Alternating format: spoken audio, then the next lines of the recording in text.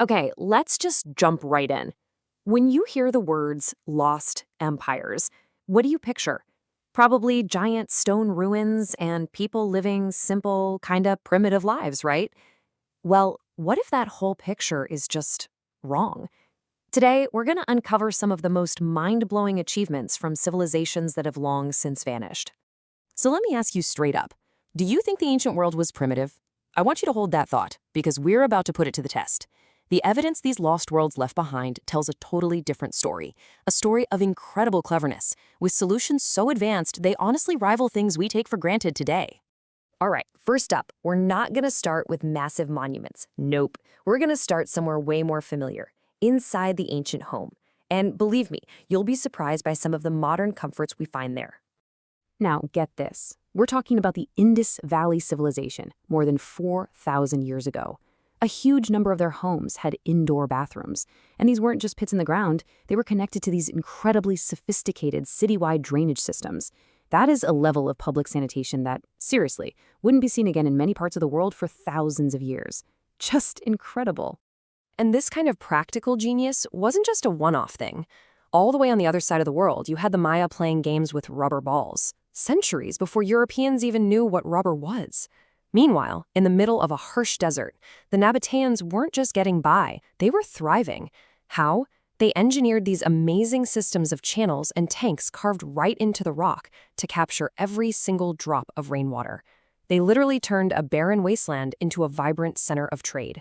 Okay, so let's zoom out a bit. We've seen the homes. Now let's look at the blueprints for their entire cities.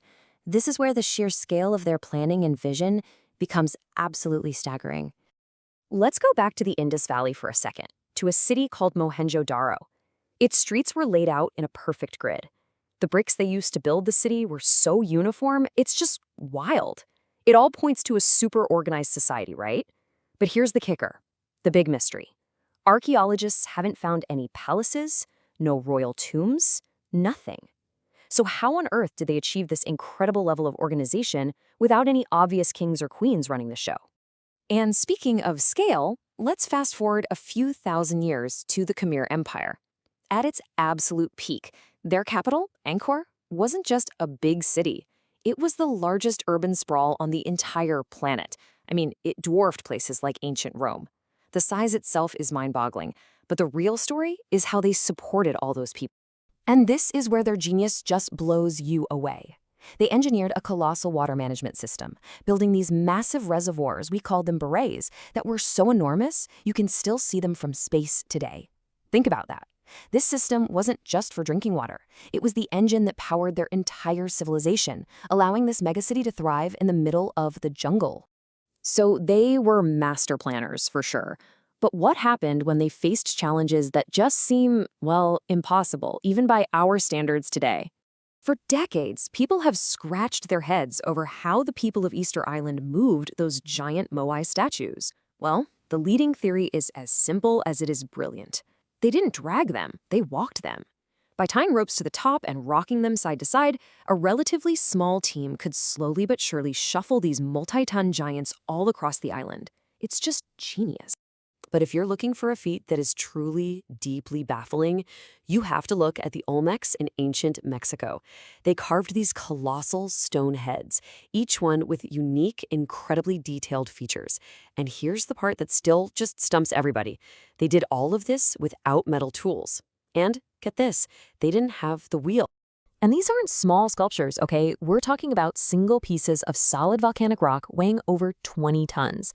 That's more than 18,000 kilograms. Can you just imagine the coordination, the manpower, the pure brain power it took to quarry, carve, and move these absolute behemoths without any of the technology we consider essential? It's still one of history's greatest unsolved puzzles. You know, these engineering feats are just incredible. But the ingenuity of these empires went way beyond just building things. They were also pioneers in how to organize society and even in how to think about the world itself. Way back around 2300 BCE, the Akkadian Empire did something truly revolutionary. For one of the first times in history, they brought together a whole bunch of different cultures and cities under one single ruler. This was a brand new idea, a kind of political technology that would basically set the blueprint for how the world would be organized for thousands of years to come.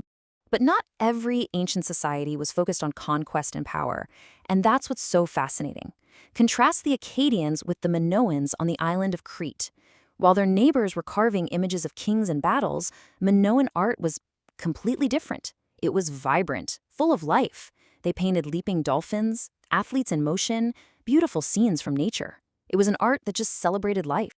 And finally, let's talk about the legendary Library of Alexandria. We have this mental image of one huge building packed with scrolls, but it was so much more ambitious than that. It wasn't just a place, it was a project. A whole network of institutions and scholars across the city, all driven by a single, breathtaking goal: to collect a copy of every single book in the known world. They wanted to gather all of human knowledge in one place. All of this leaves us with a pretty cool thought to chew on. We look at these ruins and call them lost worlds. But they were also the worlds of brilliant plumbers, of visionary city planners, of amazing artists and engineers. It really makes you wonder, doesn't it? What if the greatest ideas of the past aren't really lost at all? What if they're just buried, waiting for us to rediscover them?